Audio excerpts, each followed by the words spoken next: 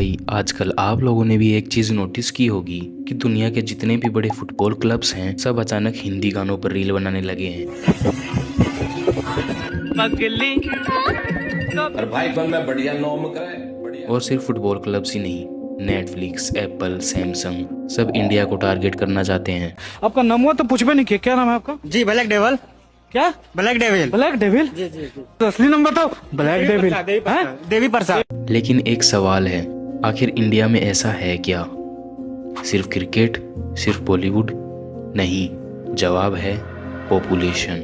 आज इंडिया में 140 करोड़ से भी ज़्यादा लोग रहते हैं और इसी वजह से पूरी दुनिया इंडिया का अटेंशन जीतना चाहती है। लेकिन एक सवाल ये भी है कि आखिर ये 140 करोड़ लोग आए तो आए कहाँ से? तो भाई इसी सवाल का जवाब जानने के लिए हमें हिस्ट्री में आज से हजारों साल पीछे जाना होगा। इस कहानी की शुरुआत होती है अफ्रीका से। आज से लगभग 60-70 हजार साल पहले कुछ मॉडर्न ह्यूमंस अफ्रीका से निकले और धीरे धीरे एशिया की तरफ बढ़ने लगे। उन्हीं में से कुछ ग्रुप्स आज के इंडिया तक भी पहुंचे। लेकिन उस वक्त लाइफ इतनी आसान नहीं होती थी। ना घर था, ना गाड़ी थी, ना खाने को खाना था। उस समय इंसान का सिर्फ एक ही टारगेट था, सुबह उठो, शिकार करो, अगर बच गए तो शाम देखो, नहीं बचे तो राम देखो। उस वक्त तक पॉपुलेशन बहुत कम थी क्योंकि जिंदा रहना ही सबसे बड़ी अचीवमेंट थी। लेकिन फिर हिस्ट्री में एक ऐसा अपडेट आया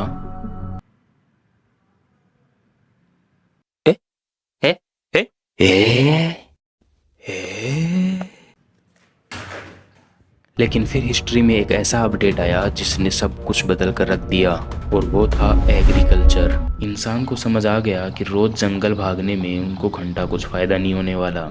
इससे अच्छा तो ये है कि एक जगह फसल उगा ली जाए। और भाई यहीं से इंडिया का असली गेम शुरू होता है, क्योंकि इंडिया सब कॉन्टिनेंट की ज़मीन और यहाँ का क्लाइमेट खेती के लिए पूरी दुनिया में सबसे बेस्ट था। क्योंकि हर साल नदियाँ उपजाऊ मिट्टी लेकर आती, बारिश भी अच्छी खासी हो जाती और धीरे धीरे लोग एक जगह बसना शुरू हो गए। और इसी दौरान जन्म हुआ हड़प्पा और मोहनजोदारो जैसी बड़ी सिविलाइजेशंस का।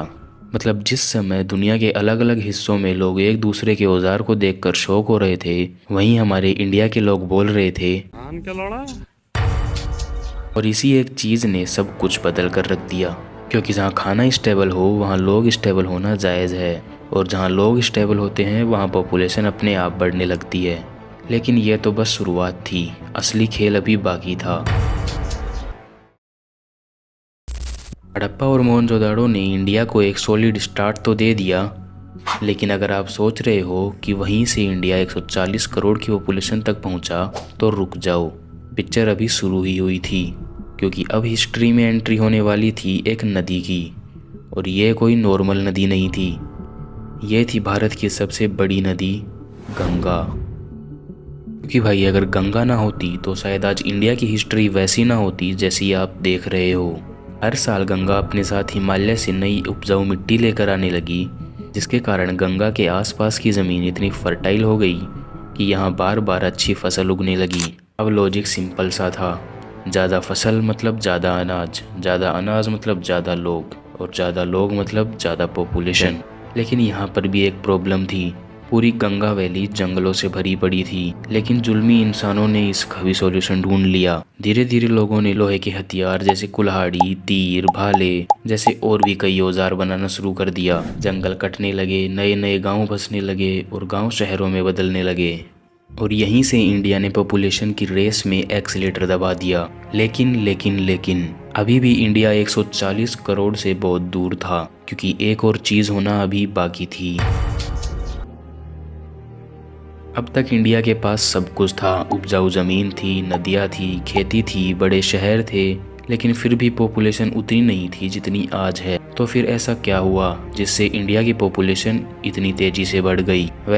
जवाब छुपा है पिछले 70-80 सालों में। जब इंडिया आज़ाद हुआ, धीरे धीरे हॉस्पिटल बढ़ने लगे, वैक्सीन आई, मेडिसिन इम्प्रूव हुई, और जो बीमारियां पहले हज़ारों लोगों की जान लेती थी उनका इलाज मिलने लगा। यानी डेथ रेट नीचे गिरने लगी, लेकिन बर्थ रेट उतनी ही रही। क्योंकि उस समय ज़्यादा बच्चे होना नॉर्मल था। कोई घर में 6 बच्चे, कोई घर में 8 बच्चे और कहीं कहीं तो क्रिकेट टीम बनाकर भी 2-3 सब्स्टिट्यूट बच जाते थे। अब सोचो, मरने वाले लोग कम हो गए और पैदा होने वाले उतने ही रहे तो क्या होगा? पॉपुलेशन रॉकेट की स्पीड से बढ़ेगी। और वही हुआ। सिर्फ कुछ ही दशकों में इंडिया ने पॉपुलेशन में ऐसी स्पीड पकड़ी कि दुनिया देखती रह गई। लेकिन यहाँ एक और ट्विस्ट आता है, क्योंकि इसी दौरान एक और देश था जिसकी पॉपुलेशन भी लगभग इंडिया जितनी ही बढ़ रही थी, और वो था चाइना। लेकिन उसने एक ऐसा डिसीजन लिया जिसने पूरी दुनिया को हिला कर रख दिया, वन चाइल्ड पॉलिसी। चाइना ने ब्रेक लगाया लेकिन इंडिया ने नहीं, और यहीं से इंडिया और चाइना की कहानी अलग हो जाती है। 1970 के आसपास चाइना को लगने लगा कि अगर पॉपुलेशन इसी स्पीड से बढ़ती रही तो एक दिन रिसोर्सेज कम पड़ जाएंगे। इसीलिए चाइनीज़ गवर्नमेंट वहाँ एक रूल लेकर आती है, वन चाइल्ड पॉलिसी। मतलब ज़्यादातर फैमिलीज सिर्फ एक ही बच्चा पैदा कर सकती थी, और हुआ भी वही। धीरे धीरे चाइना की पॉपुलेशन की ग्रोथ स्लो होने लगी। लेकिन उसी वक्त इंडिया के लौंडे लगे पड़े थे अपनी खुद की क्रिकेट टीम बनाने में। लेकिन इसी बीच इंडियन गवर्नमेंट ने भी एक बड़ा कदम उठाया। उन्होंने फैमिली प्लानिंग को प्रमोट किया, एजुकेशन बढ़ाया, हेल्थ केयर इम्प्रूव किया, और धीरे धीरे लोगों ने खुद ही छोटे परिवार अपनाना शुरू कर दिया। लेकिन तब तक बहुत देर हो चुकी थी। पॉपुलेशन इतनी बढ़ चुकी थी कि आज इंडिया दुनिया की सबसे बड़ी आबादी वाला देश बन चुका है। अब तक शायद आप समझ चुके होंगे कि दुनिया का हर बड़ा ब्रांड इंडिया को इतनी इम्पोर्टेंस क्यों देता है, क्योंकि इंडिया सिर्फ एक देश नहीं, ये दुनिया का सबसे बड़ा मार्केट है।